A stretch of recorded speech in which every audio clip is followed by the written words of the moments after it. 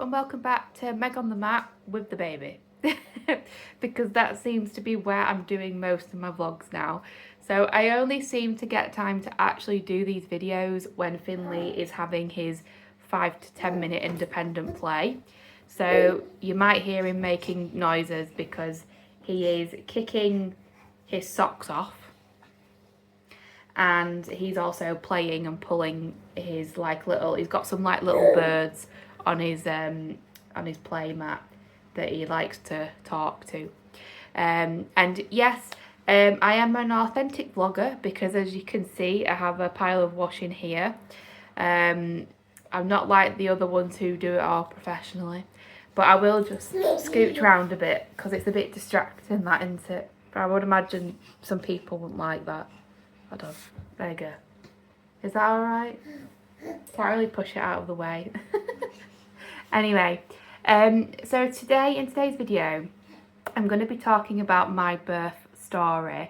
I wasn't vlogging at the time when I had my baby, so I never actually did a birth story. And I thought it was important to kind of share that kind of side of my pregnancy because I want to kind of talk about other things that happened after the pregnancy, and I also gave you a postpartum update for the last video. So I want to kind of just briefly talk about my birth story. So we're going to do that today. So I decided to have an elective C-section. It was my choice to have it. I understand that some people might judge that decision and that's their choice. I feel like there's a lot of a stigma around women that pick elective C-sections, but I think that a lot of people don't actually take the time to understand why there might be certain risk factors and why women might want an elective C-section. For me, I was very concerned because I have a condition where I think Finley just farted. It wasn't me. I don't know if the camera picks it up. Ah, Finn. He's now having a play with his little, these are like TD beads. So he's playing with that. And I was worried about bleeding, which became more of a problem at the end of my pregnancy. So I was thinking about what would be the most positive birth experience for me. Because I don't think it should be about what people think is best, blah, blah, blah. I think it should be focused on the mother and what is the best experience for the mother and the baby. And I thought about it for a really long time and I decided to go for a C-section. But as I got further into the pregnancy, they told me that I had a very low-lying placenta, and that placenta was almost covering my cervix, and they were worried about how far down it was going. Now, at first I wondered why they were concerned about it, because I was thinking, well, I've gone for a C-section anyway. But sometimes people do go into labour before they have their C-sections, and sometimes they can't do an elective C-section if you get into hospital and it's too late. It's too far gone, the process. And also as well, when I got to over 20 weeks, they started becoming concerned about how low down it was and the amount of pressure that baby was putting on it, which could cause bleeding and complications. So after about 25 weeks, I had to go for scans all the time to make sure that the placenta was still functioning properly and that baby was getting everything it needed from the placenta. And it was a bit scary because obviously, he's touching his toes now. It was a little bit scary to kind of think about the fact that they were being very calm about it, but they were being very observant of the situation. And as I got to like the 30-week mark, what happened was literally at 30 weeks, Finley turned over. He went head down.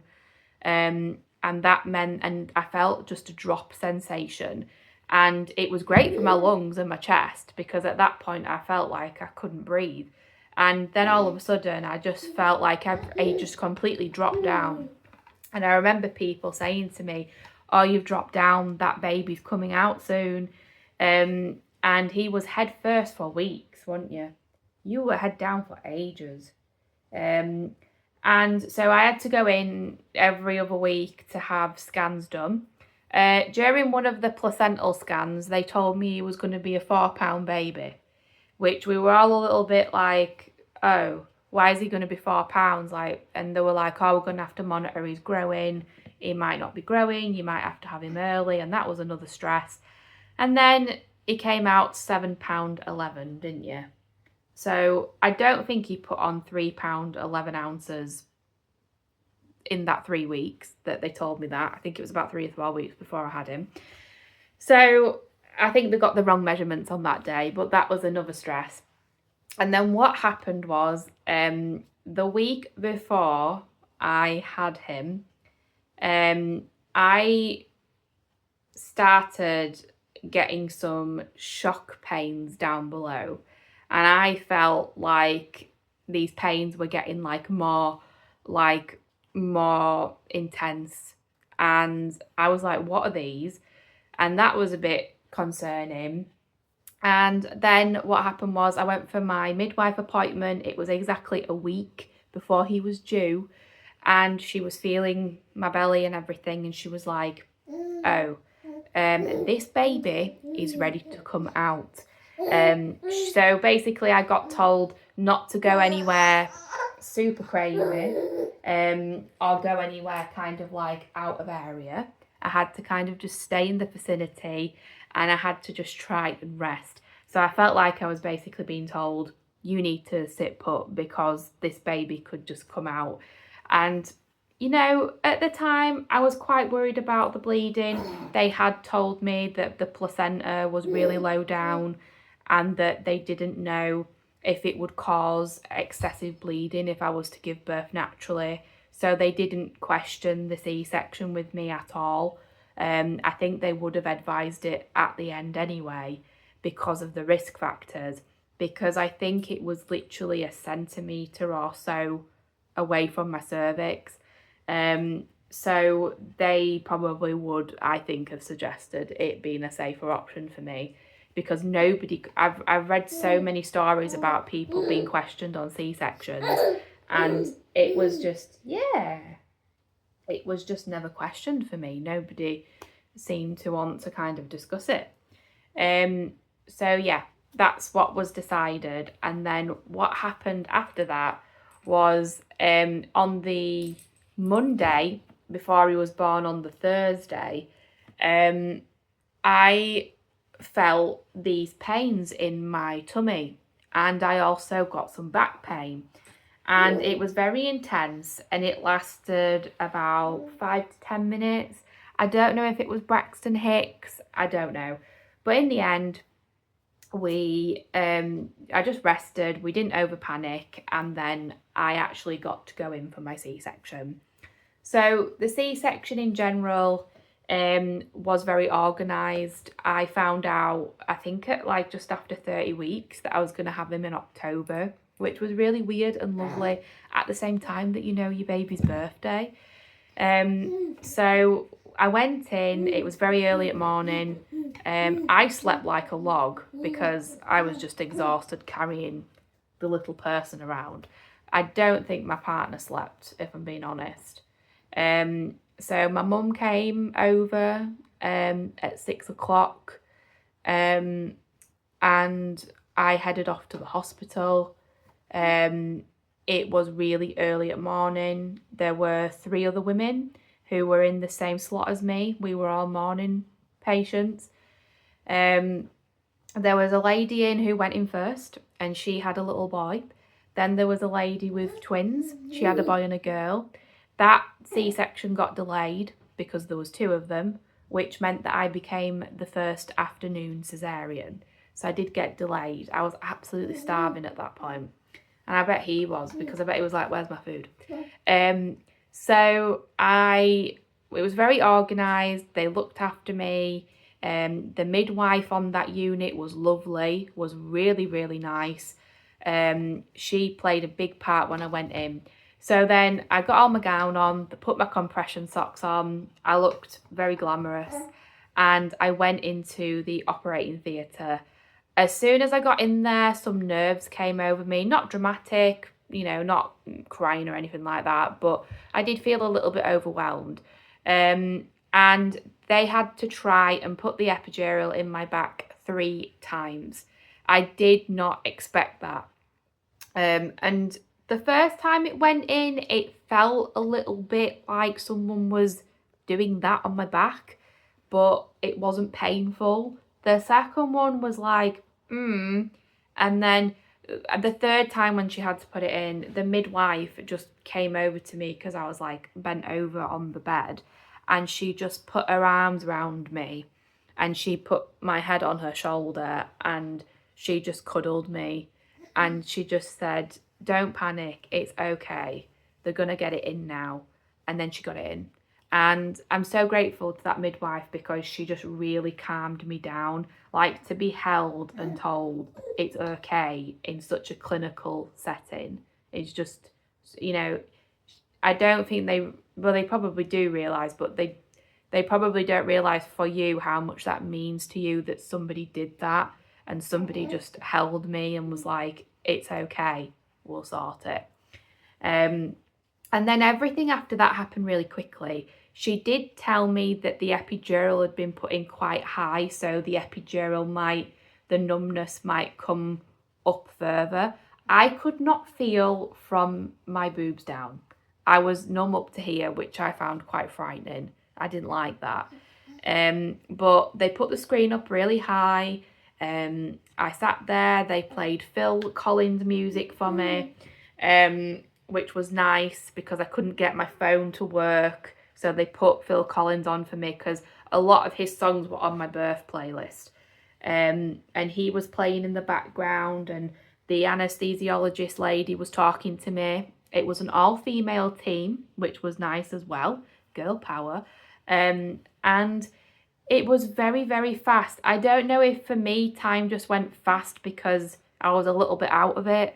But for me, and even my family and everybody in the theatre was like, "Oh, we're done." But I remember them moving it around. I didn't really feel anything. I didn't feel any swishing or anything. I think I felt when they pulled him out a little bit, but that's it.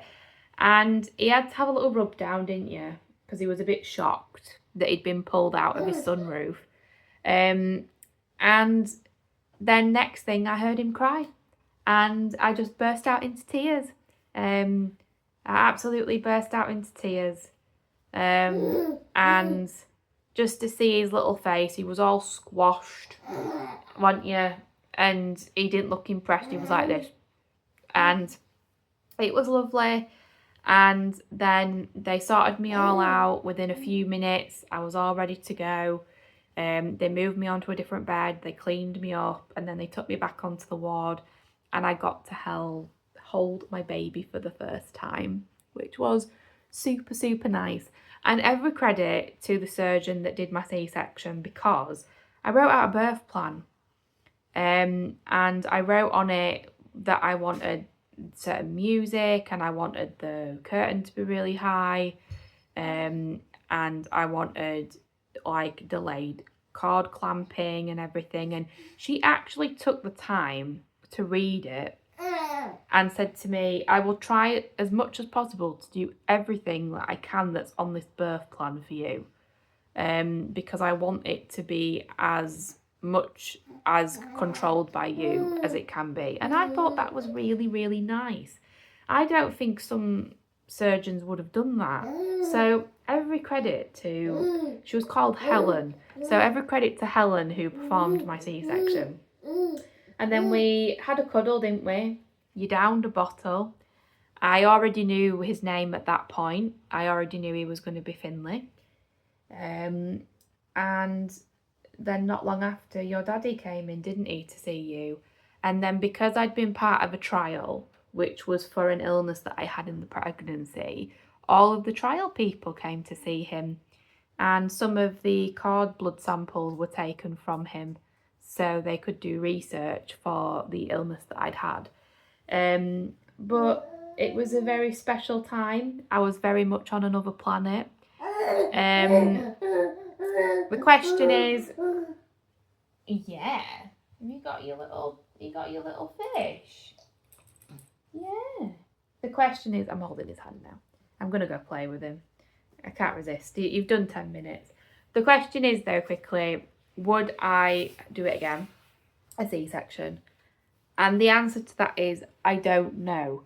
I think I would be tempted if I could do a natural birth this time, because you can always change your mind with the elective C-sections. You can always choose to go back to doing a vaginal birth, but I don't know if I would do another C-section.